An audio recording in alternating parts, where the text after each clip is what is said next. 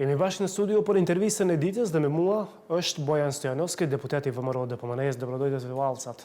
Благодарам за поканата. Сакам да почнеме ова интервју првично со тоа што беше вчера со премиерот и со лидерите на коалицијата Влен. Се сретна со премиерот. Премиерот не даваше многу информации, освен тоа во брифингот што беше зборено. Дали Влен останува целосен во влада или после кризата што е внатре во партијата, може да премиерот ќе одлучи и парламентарното мнозинство ќе одлучи да се редефинира ова работа.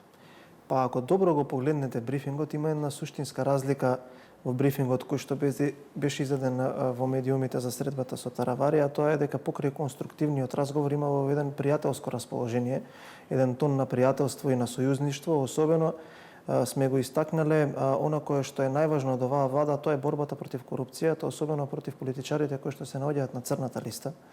Од аспект на вашето второ прашање, во овој момент, барем јас сега доаѓам од собранието, имавме денеска 3 собраниски комисии, можам да кажам дека целосен е Влен, барем во моментот и тоа кое што го истакнуваат како нивни ставови во собраниските комисии, но кажавме до крајот на месецов ќе имаме и дефинитивен став за однесувањето на оној дел од Влен кој што го води Арбен Таравари и после тоа ќе ги рекомпонираме нашите ставови и секако дека оваа коалиција ќе продолжи, бидејќи ние и кога ја составувавме таа коалиција, она фамозна слика која што се случи неколку стотини метри далеко од оваа телевизија, ние кажавме дека сме се договориле врз основа на принципи и вредности.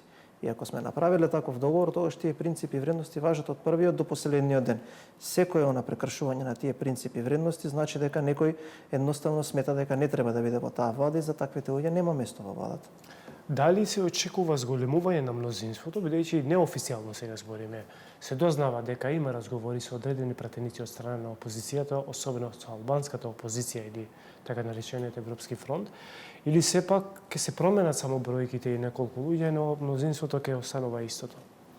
Па ние кажавме дека просторот до крајот на месецот треба да се искористи за да двете партии, ВМРО ДПМН и Алијанса на албанците, треба да разговара во рамките на нивните органи, заради тоа што ние после тоа го реафирмираме нашиот став дека излегувањето на господинот Таравари од владата нема да го промени мнозинството, нема да го загрози Бадентерот и нема значително да ги смени силите, скоро и никако, а можеби и ќе ги засили бројките во аспект на парламентарното мнозинство, тоа кои пратеници би издигли и би влегле.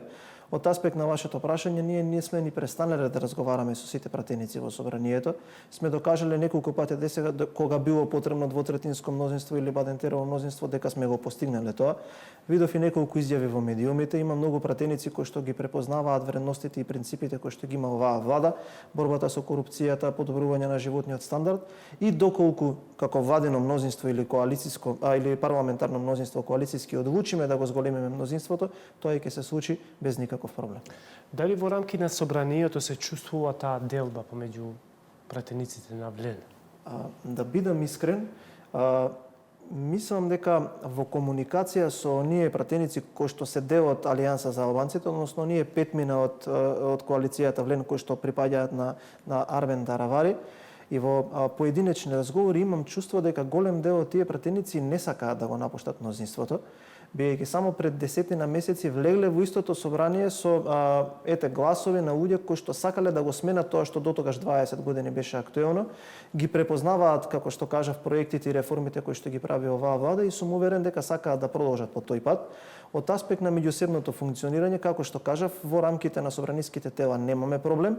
Се чувствува дека има некое си разминување во аспект на секојдневната комуникација, но во овој момент делуваат стабилно. Како ќе продолжат во иднина, не знам, но уште еднаш да повторам, имам чувство дека голем дел од тие пратеници кои што се со Арбен Таравари, односно тие петмина, ги препознаваат вредностите на новата влада и дека не би заминеле надвор од владиното мнозинство. Почна веќе да се активират силите или моторите за избори и кога може да имаме некоја отприлика јасна изборна слика како ќе изгледат локалните избори? Па требаше оваа недела практично во вторник да има седница на извршниот комитет на партијата, но беше одложена поради средбата на премиерот со лидерите на Влен. Мислам дека викендов ќе има седница на извршниот комитет каде што ќе биде конституиран републичкиот изборен штаб или ќе биде започнато неговото конституирање. На крајот на месецот март ќе бидат извадени и официјално соопштени 85% од кандидатите за градоначалници на ВМРО, ДПМН и коалицијата. Советничките листи би требало да бидат готови некаде до крајот на месецот јуни и тогаш веќе би имали конкретна слика со кои кандидати ќе настапиме. Сакам да ве информирам дека анкетите на многу места и во многу општини се веќе завршени.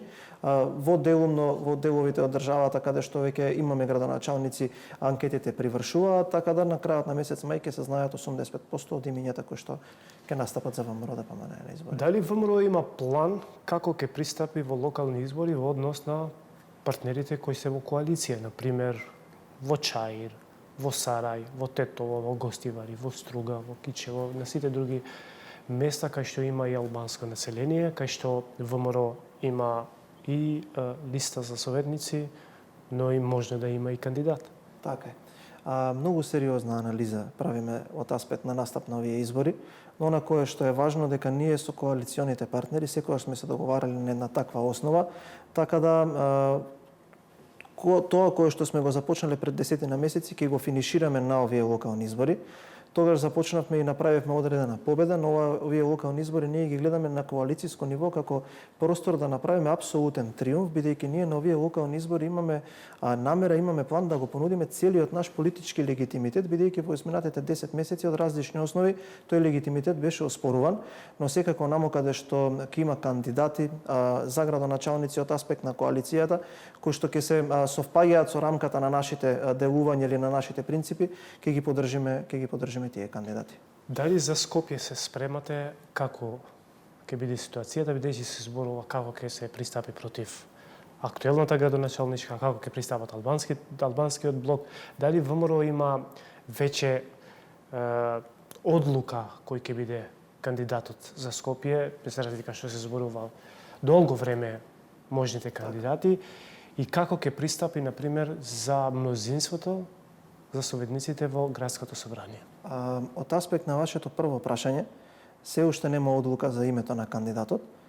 Можете да видите дека внатре во партијата, во една демократска атмосфера, неколку кандидати изразуваат желба и ги рефлектираат своите размислувања. Мислам дека тоа ќе го имаме можеби на крајот на летото, името на тоа кој ќе биде градоначалник на градот Скопје, но на што сме силно фокусирани во моментот да изградиме заедно со нашите коалициски партнери еден план за рестарт на градот Скопје, бидејќи на градот му е неопходен рестарт, бидејќи во сите сфери гледаме дека граѓаните се незадоволни и сакаме да излеземе со конкретен план и програма. Од аспект на коалицијата во рамките на градското собрание, ние тие програми, тие разговори ќе ги водиме со нашите сегашни коалициони партнери и сметам дека ќе се согласиме бидејќи сме свесни како политичари дека имаме одговорност од која што не бегаме, но и како сме свесни дека на граѓаните на град Скопје им е потребен Маршалов план за рестарт на градот кој што имаме намера да го понудиме. Дали локалните избори ќе бидат репер на тоа дали треба ова влада да оди на предвремени парламентарни избори, особено после трагедијата во Кочани? Да, кратко и јасно да, и локалните избори ќе го дадат одговорот на прашањето дали после нив ќе има предвремени парламентарни избори, бидејќи доколку граѓаните оценат дека државата не оди во правилна насока и немаме легитимитет, ние нема да седиме ниту еден ден повеќе на тие функции, узурпирајќи ги без при тоа да имаме поддршката од граѓаните. Затоа кажав многу внимателно, ние на тие избори ќе излеземе и ќе го понудиме нашиот политички легитимитет покрај тоа што ќе понудиме програма и план за рестартирање на општините или за продолжување на добрите проекти. Така да одговорот на вашето прашање е да, граѓаните на овие локални избори покрај тоа што ќе гласаат за проектите и за нашите кандидати, ќе гласаат и за легитимитетот на владата, дали сакаат оваа влада да продолжи да ги води или сакаат промени. Вчера влада усвоил закон за локална самоуправа и меѓу другото се предвидува и референдум. Така е. Намалување на границата за референдум, локален референдум, но и меѓу другото од повикување на градоначалник. Точно. Дали ова единствено решение, например, како да се излезе од ситуацијата што беше досега во град Скопје? Во иднина. Сметам дека да. бидејќи границата е 20% од вкупните избирачи, нешто што не е превисоко да се собере. И на тој начин ова ќе значи нешто што јас како лична политичка филозофија го почитувам, политичарите мора да бидат изложени на поголема транспарентност и на критики од граѓаните, но и на нивните размислувања. И ова ќе значи дека секој еден кој што ќе биде избран за градоначалник 3 или 4 пати ќе треба да ги зголеми своите перформанси за да не се најде во ситуација да биде отповикан од неговите граѓани. Тоа што се случи во градот Скопје, сметам дека доколку овој закон беше во сила веќе одамна кога имавме променето градоначалникот и ќе можевме да ги справиме некои од состојбите, верувам дека и во други места во државата има луѓе кои што би го промениле радо својот градоначалник доколку имаат можност. Она што е поразително е што досега 34 години вие да отповикате еден градоначалник треба да одидете во екстремно крајни услови кои што не е прифатливо и не е многу демократски, но покрај тоа ние одлучивме во тој закон да воведеме и некои други новитети кои што градоначалниците ги посакуваа, но досега немаше храброст од извршната власт, а тоа е зголемена финансиска децентрализација, што е многу важна, а понатаму задолжителна дигитализација на општините, комунална полиција, нешто што е особено поважно, и она што е важно, ние сакаме сета таа одговорност да добие име и презиме, и затоа вметнавме еден новитет кој што порано го имало, сега едно време, мислам 10 на 15 години било отсутно, тоа е градски архитект. Тоа е човекот кој што ќе биде одговорен за урбанизацијата на сите општини, бидејќи гледаме дека во некои краеви од нашата држава урбанизмот и животната средина се еден од најголемите проблеми што ги имаат граѓаните. За да се усвои тој закон и сите тие амбиции на влада и на владеачкото мнозинство, треба двотретинско мнозинство во собрание, но и Бадентерово мнозинство, бидејќи станува збор за системски закон. Дали моментално имате 80 гласа и доколку имате 80 гласа, како е состојбата со Бадентерот? Така, во моментот имаме двотретинско мнозинство и имаме Бадентерово мнозинство, но нашиот план со тој закон не е да исклучиме било кого од парламентот. Тој е закон поднесен по редовна постапка, имав разговори со министерот за локална самоуправа и со председателот на Собраниската комисија за локална самоуправа, ќе има јавна расправа и ќе ги повикаме сите пратенички групи да додат своја амандман и свој придонес, затоа што сакаме овој закон да го донесеме со акламативна поддршка од сите пратеници. Дали мислите дека ќе имате поддршка и од другите партии во собранието, особено тие што се во опозиција, например од Европскиот фронт? Од страна на СДСМ се разбира дека ќе се бара таа национална поддршка за тој закон.